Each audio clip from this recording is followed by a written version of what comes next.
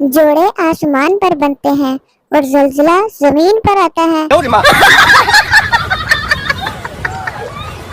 तब्दीली देख कर अनारदावी होशा निकल गया।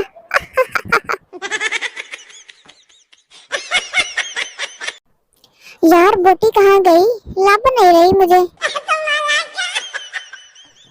जो सालन बच जाए इसके पराठे बना लेना, ये हुनर सिर्फ पाकिस्तानी माओ के पास है, चाहे वो टिंडों का सालन ही क्यों ना हो।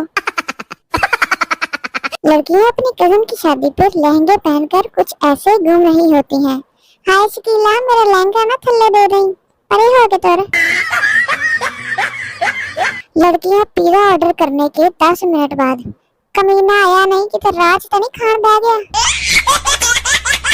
मंगनी की अंगूठी पहनकर लड़कियां इस तरह लोगों में चलती हैं, मैं उड़ी उड़ी जावा हवा दे नाल। अम्मी ने कहा था 1 गिलास चावल और 3 गिलास पानी चूल्हे पर रख दो, अब इसमें गुस्सा करने वाली क्या बात थी, मैं तो है ही बड़ी ज़हीन।